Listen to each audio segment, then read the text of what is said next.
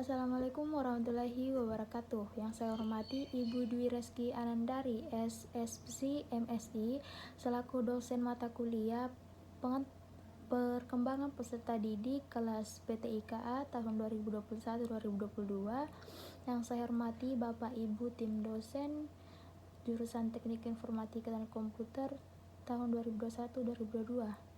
Selanjutnya, teman-teman sekalian yang saya banggakan. Pertama-tama marilah kita panjatkan puja dan puji syukur atas kehadirat Allah Subhanahu wa taala karena kita masih diberi kesehatan untuk mengikuti pembelajaran ini. Selawat serta salam tak lupa kita kirimkan kepada baginda Rasulullah Muhammad sallallahu alaihi wasallam.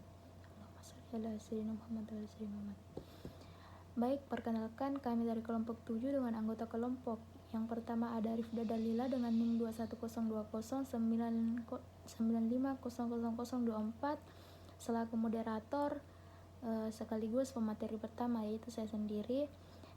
Yang kedua ada Muhammad Aditya Eka Putra dengan NIM 21020950095200005 selaku pemateri kedua. Yang ketiga Andi Naufal Syafiq dengan NIM 2102095002040 sebagai pemateri ketiga. Dan yang terakhir ada Faisal Muslimin dengan NIM 2102095010003 selaku pemateri keempat. Dengan ini kami akan presentasikan materi perkembangan fisik kognitif pada remaja. Untuk mempersingkat waktu, langsung saja kita masuk ke materi.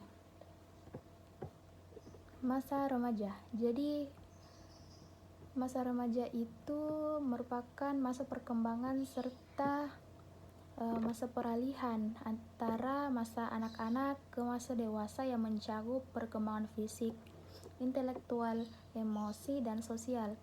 Nah, masa remaja berlangsung antara umur 13 sampai 18 tahun. Nah, di sini ada sifat-sifat remaja. Jadi, remaja itu memiliki sifat-sifat antara lain. Yang pertama itu ada bersosialisasi.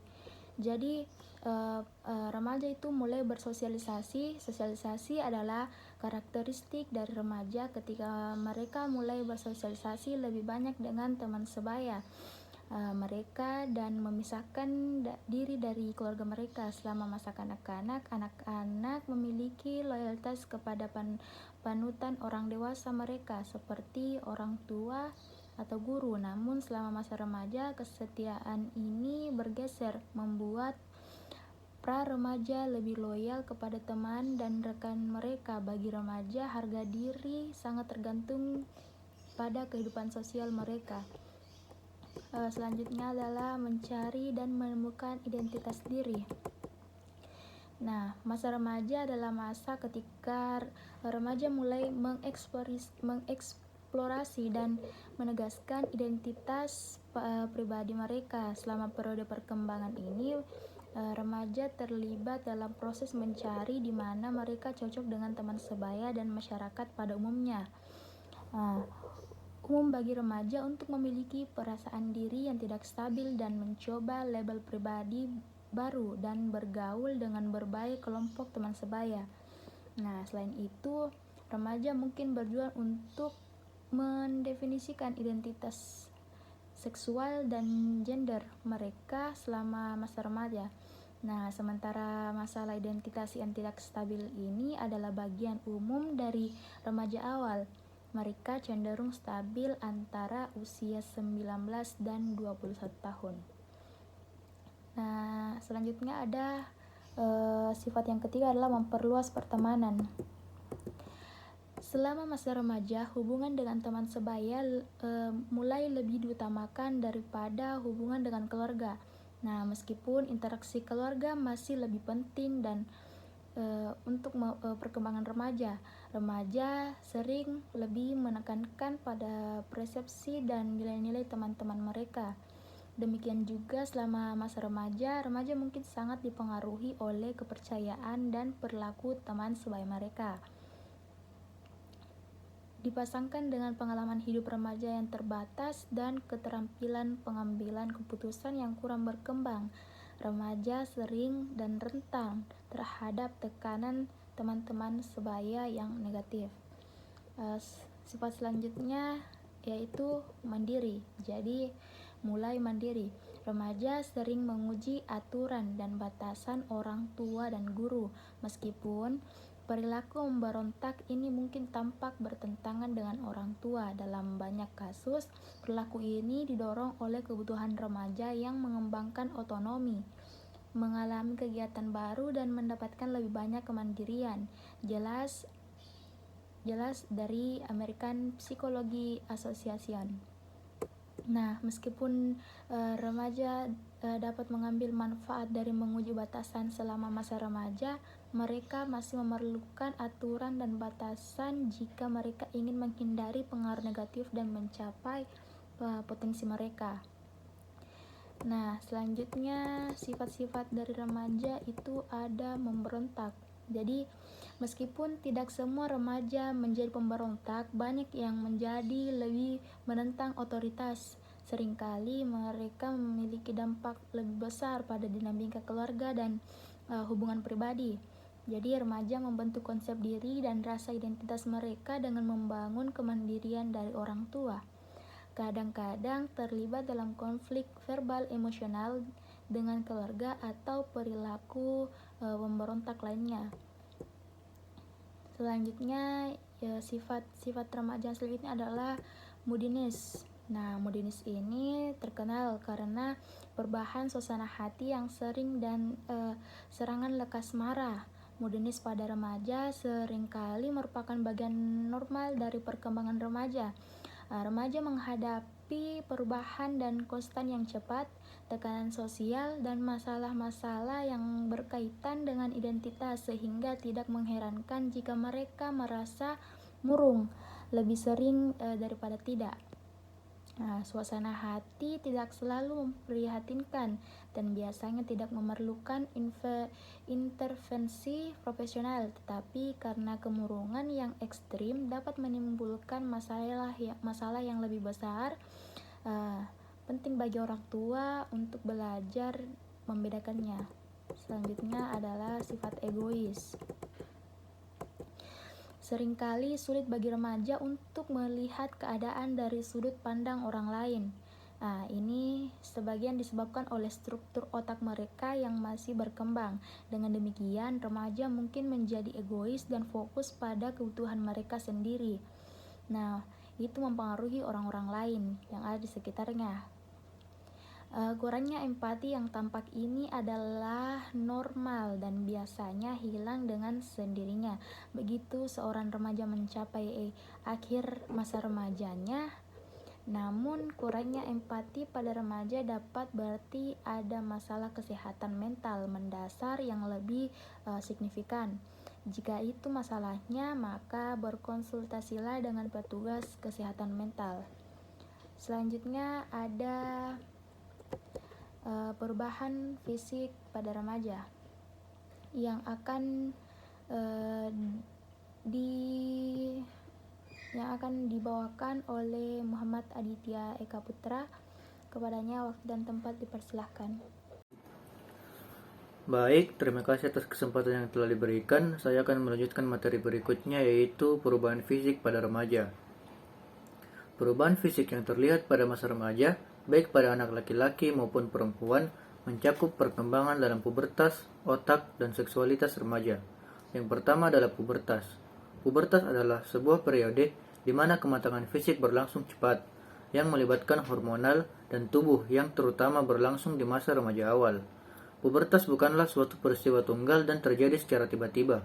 Kita mengetahui waktunya seorang anak laki-laki atau perempuan akan memasuki masa pubertas meskipun sulit menentukan awal dan akhir masa pubertasnya. Perubahan yang paling terlihat jelas di masa ini adalah terdapatnya tanda-tanda pubertas atau puberti yang diantaranya A. Kematangan seksual, B. Tinggi, C. Berat tubuh, dan D. Perubahan hormonal. Yang kedua, otak. Dengan menggunakan pemindai otak IMRI, peneliti menemukan bahwa otak remaja mengalami perubahan struktur yang signifikan. corpus callosum di mana serat optik menghubungkan hemisfere otak sebelah kiri dengan sebelah kanan. Semakin tebal pada masa remaja, sehingga meningkatkan kemampuan remaja dalam memproses berat-berat syaraf ini menghubungkan informasi. Dalam perkembangan prefrontal cortex, level tertinggi dari lobus depan yang meliputi penalaran, pengambilan keputusan, dan kendali diri. Meskipun demikian, korteks prefrontal belum selesai berkembang hingga dewasa awal, kira-kira pada usia 18 tahun hingga 25 tahun atau lebih, di mana amigdala, tempat emosi seperti rasa marah, berkembang lebih awal daripada korteks prefrontal. Sebagian besar perubahan dalam otak remaja yang telah dijelaskan mencakup bidang yang sedang berkembang pesat, yaitu perkembangan sosial neuroscience. Bidang tersebut mencakup koneksi antara perkembangan otak dan proses sosio-emosi. Sebagai contoh, peneliti terkemuka menyatakan bahwa sementara remaja mampu mengalami emosi yang sangat kuat, korteks prefrontal mereka belum cukup berkembang sehingga memungkinkan mereka untuk mengendalikan keinginan itu. Seolah-olah otak mereka belum memiliki rem untuk memperlambat emosinya, atau pertimbangkan interpretasi mengenai perkembangan emosi dan otak pada remaja ini. Aktivasi awal dari perasaan yang sangat kuat dan kurang diimbangi dengan keterampilan mengemudi, atau kemampuan kognitif untuk mengatur emosi-emosi dan motivasi-motivasi yang kuat. Yang ketiga, seksualitas remaja. Memasuki masa remaja yang diawali dengan terjadinya kematangan seksual, maka remaja akan dihadapkan pada keadaan yang memerlukan penyesuaian untuk dapat menerima perubahan-perubahan yang terjadi. Seksualitas remaja merujuk pada perasaan seksual, perilaku, dan perkembangan pada remaja dan merupakan tahap seksualitas manusia. Seksualitas sering merupakan aspek yang sangat penting dari kehidupan remaja. Perilaku seksual remaja adalah, pada banyak kasus, dipengaruhi oleh norma-norma budaya dan adat istiadat, orientasi seksual mereka, dan isu-isu kontrol sosial, seperti hukum umur dewasa. Pada manusia, hasrat seksual dewasa biasanya mulai muncul dengan masa pubertas. Perkembangan fisik, kognitif, sosio-emosional remaja pastinya berkaitan dengan sikap dan perilaku seksual remaja. Rasa ingin tahu dan fantasi seksual menyebabkan remaja ingin mempraktikkan apa yang orang dewasa lakukan. Belum lagi tingkah bermasalah, toleransi terhadap devian, alienasi, konflik keluarga merupakan masalah umum yang berkaitan dengan sikap dan perilaku seksual. Teman sebaya atau pergrup juga memainkan peranan yang sangat kuat terhadap sikap dan perilaku seksual remaja. Pada materi berikut membahas tentang isu-isu kesehatan remaja. Masa remaja dianggap masa kritis dalam mengembangkan perilaku terhadap kesehatannya. Dalam isu-isu kesehatan terbagi menjadi dua, yaitu A. Nutrisi dan olahraga. Masalah terkait nutrisi dan olahraga di masa remaja masih membutuhkan perhatian yang serius. Di Amerika Serikat, persentase remaja usia 12-19 tahun mengalami kelebihan berat badan, meningkat dari 11% ke 17% mulai dari tahun 1990-an sampai ke tahun 2004. Perbandingan remaja 28 negara menemukan bahwa remaja di Amerika Serikat dan Inggris lebih memilih makanan yang digoreng dan kurang mengonsumsi buah dan sayur dibandingkan dengan remaja di negara lain. Sebuah studi longitudinal mengungkapkan bahwa 24% laki-laki dan 21% perempuan yang berusia 15 tahun mengonsumsi makanan cepat saji atau junk food 3 kali dalam sehari, bahkan lebih setiap minggunya. Sebuah penelitian terbaru mengungkapkan bahwa olahraga teratur dari usia 9 tahun hingga 16 tahun dikaitkan dengan berat badan ideal pada anak perempuan. Hasil positif lainnya dari rutin melakukan olahraga adalah penurunan tingkat penyakit tekanan darah rendah dan diabetes jenis 2. Remaja seringkali cenderung menghabiskan waktu dengan komputer atau gadget yang menyebabkan berkurangnya kebugaran fisik. Karena semakin sering remaja menghabiskan waktu dengan menggunakan gadget, maka semakin sedikit minat melakukan olahraga teratur. B. Pola tidur. Sama dengan nutrisi dan olahraga, pola tidur sangat berdampak besar bagi kesehatan seseorang. Dalam sebuah survei nasional di Amerika Serikat, hanya 31% remaja yang tidur 8 jam sehari pada hari biasa atau hari sekolah. Dalam penelitian tersebut juga mengungkapkan semakin dewasa seseorang, maka jam tidurnya pun semakin berkurang. National Sleep Foundation mengadakan survei terhadap 107 orang tua yang anaknya berusia di antara 11-17 tahun. 45% remaja tidak cukup tidur pada hari sekolah. Remaja yang tidak cukup tidur cenderung lebih sensitif, serta mudah lelah, dan lebih banyak mengonsumsi minuman berkafein. Sejumlah penelitian terhadap pola tidur menemukan bahwa ketika diberi kesempatan, kebanyakan remaja tidur kurang dari 9 jam, terutama pada hari sekolah atau hari biasa.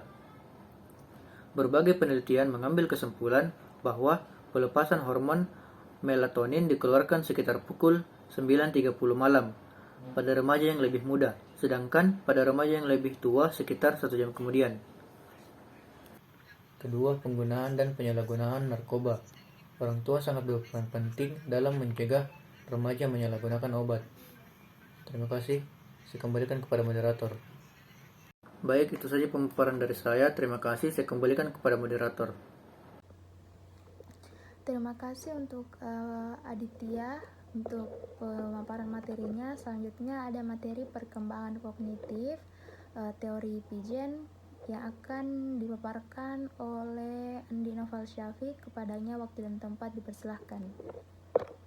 Kenalkan, nama saya Andi Noval Syafiq dengan NIM 21020950. Perkembangan kognitif. Teori Piaget merupakan teori yang sangat terkenal serta yang paling banyak digunakan. Ia menganggap bahwa remaja akan mempunyai motivasi lebih untuk menggali lebih dalam tentang dunianya, karena hal ini merupakan suatu yang bentuk adaptasi biologis. Remaja akan menemukan informasi-informasi baru tentang dunia kognitifnya sendiri. Karena remaja tingkat keinginan Tuhannya sangat tinggi, sehingga kemampuan kognitifnya tidak hanya sekedar dituangkan ke dalam pikiran mereka. 1. Egotisme remaja. Egotisme remaja adalah meningkatnya kesadaran diri remaja yang tercermin dalam keyakinan mereka bahwa orang lain berminat terhadap diri mereka seperti halnya mereka terhadap dirinya sendiri. Egotisme remaja mengandung jenis pemikiran sosial, imaginary audience, dan personal fable. 2. Pemrosesan informasi. Sumber daya kognitif adalah kapasitas dan kecepatan dalam pemrosesan informasi. Pemrosesan ini meningkat selama masa kanak-kanak dan masa remaja. Perubahan yang berlangsung di dalam otak berperan sebagai landasan bagi perubahan perkembangan yang berlangsung di dalam sumber daya kognitif. Dari kapasitas, peningkatan tersebut diukur pada kemampuan anak-anak yang lebih besar dan remaja dalam meninjau beberapa dimensi sekaligus dari suatu topik. Tugas waktu. Reaksi sering digunakan untuk mengukur kecepatan pemrosesan. Kecepatan pemrosesan terus mengalami kemajuan di masa remaja. Saya kembalikan kepada moderator. Terima kasih untuk Andi Noval Syafiq atas pemaparan materinya. Materi selanjutnya yaitu transisi sekolah yang akan dijelaskan oleh Faisal Muslimin. Waktu dan tempat dipersilahkan. Terima kasih atas waktu dan kesempatan yang telah diberikan. Berikutnya adalah transisi sekolah. Yang pertama, transisi dari sekolah dasar ke sekolah menengah. Tahun pertama di sekolah menengah pertama dapat menyulitkan bagi sejumlah siswa. Sebagai contoh, dalam sebuah studi yang mempelajari transisi dari kelas 6 di sekolah dasar ke kelas 7 SMP. Resepsi remaja mengenai kualitas kehidupan sekolahnya terjadi di kelas 7 dibanding dengan perasaan mereka sebagai siswa kelas. Transisi menuju sekolah menengah pertama bergantung ketika banyak perubahan di individu, keluarga, dan sekolah. Perubahan ini mencakup hal yang berkaitan dengan pubertas, meningkatnya tanggung jawab, dan menurunnya ketergantungan pada orang tua. Transisi dari sekolah dasar ke sekolah menengah ini juga memiliki aspek-aspek positif. Para siswa merasa lebih berkembang, memilih lebih banyak subjek untuk dipilih, memiliki banyak waktu untuk bersama teman dan memilih teman yang cocok. Secara intelektual, mereka juga lebih tertantang oleh tugas-tugas akademik. Yang kedua adalah sekolah menengah atas. Sebagaimana terhadap kekhawatiran pendidikan sekolah menengah pertama di AS, demikian Pula mengenai pendidikan sekolah menengah atasnya, para kritikus menekankan rendahnya ekspektasi terhadap keberhasilan dan standar pembelajaran. Mereka juga berpendapat bahwa seringkali di sekolah menengah atas menerapkan sikap pasif dan bahwa seharusnya sekolah menciptakan berbagai jalur agar para siswa dapat berhasil menemukan identitasnya. Banyak siswa lulusan sekolah menengah atas dengan keterampilan membaca, menulis, dan matematika yang tidak memadai, termasuk para siswa yang melanjutkan kuliah namun harus mengikuti kelas remedial terlebih dahulu. Sejumlah siswa lain keluar dari sekolah menengah atas dan tidak memiliki keterampilan yang dibutuhkan untuk memperoleh pekerjaan yang layak. Yang ketiga adalah aktivitas ekstrakurikuler. Peneliti menemukan bahwa berpartisipasi dalam kegiatan ekstrakurikuler terkait dengan nilai yang lebih tinggi, meneruskan kuliah dan meningkatkan harga diri dan juga menurunkan tingkat depresi. Aktivitas ekstrakurikuler juga yang berkualitas tinggi dapat mendukung perkembangan remaja, mencakup mentor dewasa serta meningkatnya keterampilan. Yang keempat adalah surface learning. Surface learning adalah suatu bentuk pendidikan yang bertujuan menciptakan berbagai jalur agar para siswa dapat berhasil menemukan identitasnya. Banyak siswa lulusan sekolah menengah atas dengan keterampilan membaca, menulis, dan matematika yang tidak memadai, termasuk para siswa yang melanjutkan kuliah namun harus mengikuti kelas remedial terlebih dahulu. Sejumlah siswa lain keluar dari sekolah menengah atas dan tidak memiliki keterampilan yang dibutuhkan untuk memperoleh pekerjaan yang layak. Yang ketiga adalah aktivitas ekstrakurikuler.